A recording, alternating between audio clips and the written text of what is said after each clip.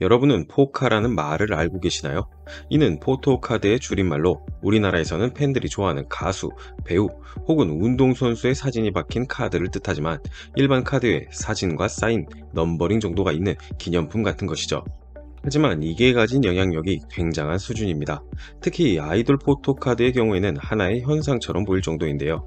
2022년 국내 기사를 보면 어린이들 사이에서 아이돌 포토카드 열풍이 불어 학부모들이 낯선 문화에 난감해한다는 내용이 실리기도 했는데, 앨범에 무작위로 그룹 멤버의 카드를 넣어놓거나 일부 행사에만 지급하는 카드가 있어 원하는 카드를 얻을 때까지 앨범을 구입하고 행사에 참여하고 또 웃돈을 주고 구입하는 경우가 많아 포카 도박, 포카 깡이라는 신조어가 발생했을 정도입니다.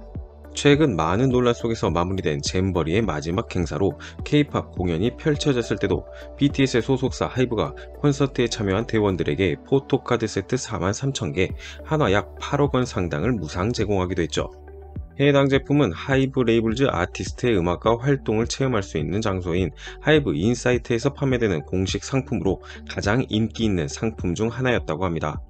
하이브 관계자는 한국을 찾은 150여 개국 4만여 명의 대원들이 K-팝 문화를 가까이서 느끼고 경험할 수 있도록 지원을 결정했다.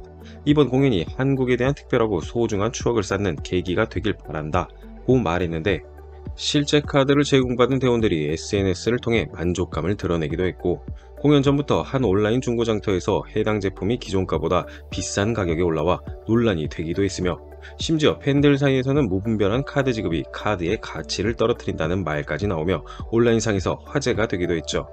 예전에는 특정 팬층, 나이대가 이런 팬덤 제품을 구입했지만 K-팝의 영향력이 커짐에 따라 해당 카드를 구입하고 수집하려는 이들의 국적과 연령대는 다양해졌습니다. 가장 비싸게 거래된 K-팝 포토카드 한 장 가격이 400만원을 넘고, 해외에서는 카드를 사려고 가족 금고에 손을 댔다가 이슈가 된 사례도 있으니 그 인기가 놀라운 수준입니다. 물론 해외 K-팝 팬들이 많아지는 만큼 해당 소속사 기업은 많은 돈을 벌게 되겠죠. 오늘 트루코리아는 해외에서 더 잘나가는 K-팝 산업의 꽃, 포카에 대해서, 그리고 그로 인해 일어나는 기상천외한 이야기들을 다뤄보고자 합니다.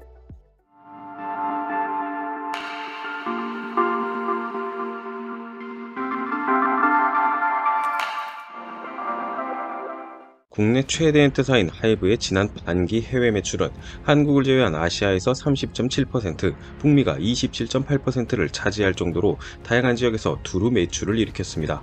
여기서 하이브 매출 중 앨범이 차지하는 비중이 41.7%로 가장 높은 비중을 차지하고 있는데요. 관세청 수출입 무역 통계에 따르면 올해 상반기까지 대한민국의 음반 수출액은 1억 3,293만 달러, 한화 약 1,685억 원으로 전년 동기 대비 17.1% 증가하며 역대 최대치를 경신하기도 했죠. 전문가들은 K-팝 기업이 해외에서 높은 앨범 판매고를 올리는 배경으로 MZ세대의 디깅 소비 트렌드를 꼽았습니다.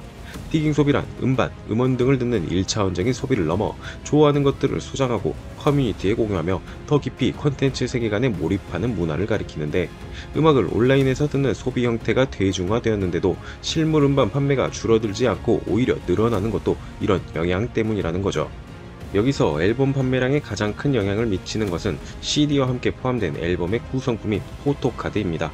실제 K-팝 아티스트의 앨범이 발매된 후 SNS에서는 일명 포카 교환, 포카 양도 등 실시간 트렌드가 오르고 있으며 자신의 포토카드를 자랑하는 등의 현상을 자주 볼 수 있습니다.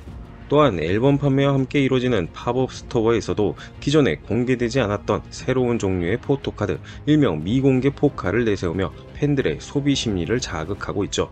그리고 이런 심리를 이용해서 사기를 치는 사람들도 있습니다. 우리나라가 이 정도라면 해외는 어떨까요? 필리핀의 인기 매거진 쇼인 KMJS가 공유한 페이스북 게시물과 그것을 전달한 언론에 따르면 필리핀의 한 소녀가 K-팝 상품을 구입하기 위해 200만 필리핀 페소, 한화 약 4,600만 원 상당의 돈을 훔쳤다고 밝혔으며 그 대상은 다름 아닌 자신의 가족이었죠. 해당 보도에 따르면 어린 10대 소녀는 처음에 자신의 용돈으로 K-팝 아이돌 포토카드를 포함한 상품을 구매했다고 합니다. 그러나 돈이 떨어지기 시작하자 그녀는 가족 사업체 금전 등록기에서 돈을 훔쳤다고 합니다. 소녀는 오랫동안 이 행동을 이어가며 수십 개의 K-팝 상품을 구입했으며 가족들의 눈을 피해 옷장에 숨겨두었다고 하는데요. 그녀의 가족은 소녀의 옷장에서 해당 물건들이 잔뜩 담긴 상자를 발견하고 나서야 사실을 알게 된 것이었죠. 그중 최고가는 당연히 포토카드였고 금액은 한화 110만원에 이를 정도였습니다.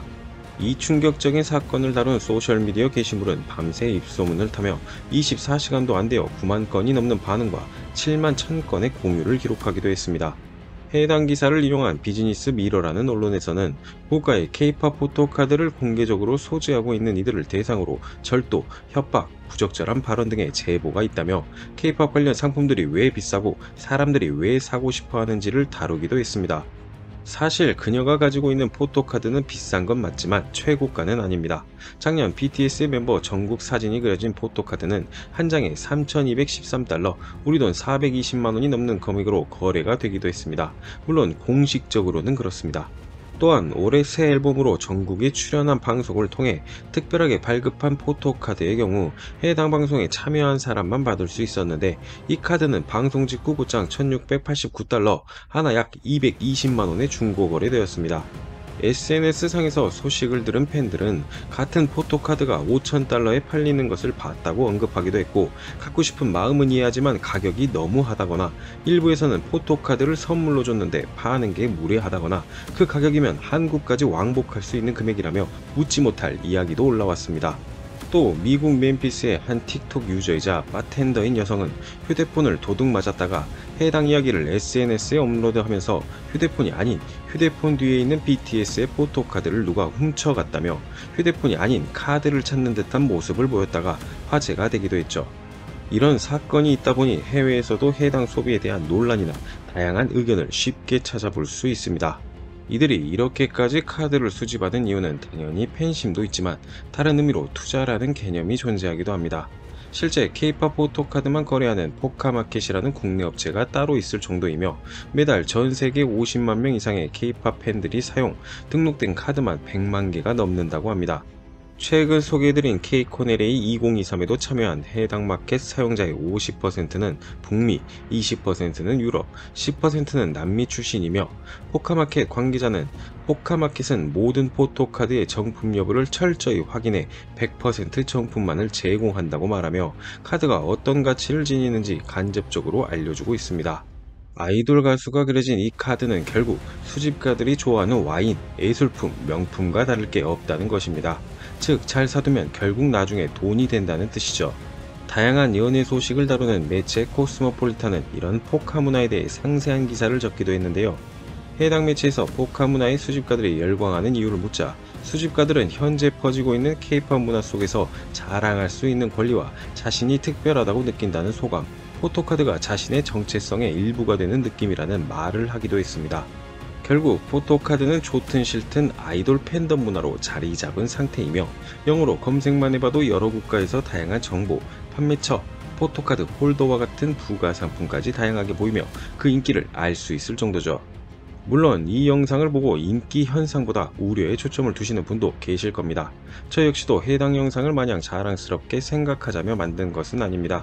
단 어떤 문화든 우려나 논란과 함께 정착하는 것이고, 이런 흥미로운 이야기도 있다고 알려드리고 싶은 것이죠. 사실 포토카드 문화는 아주 오래된 것이며 좋아하는 문화의 기념품을 수집하는 건 더 오래되었습니다. 팬심이 동원되는 카드 수집품 중에는 위와 언급한 것과 비교할 수 없을 정도로 비싼 물건들도 존재합니다. 미국의 스포츠 카드만 해도 수십억 원짜리가 있을 정도이며 일본 트레이딩 카드 시장 규모는 1.8조 원에 이른다고 합니다. 하지만 해당 장르는 상당히 오래된 것으로 현재 우리 K-팝의 본격적인 해외 진출 기간과 비교하기란 어렵습니다. 이런 수집 문화에서 새롭게 존재감을 보이는 게 바로 K-팝 포토카드라고 이해하시면 될 것 같습니다.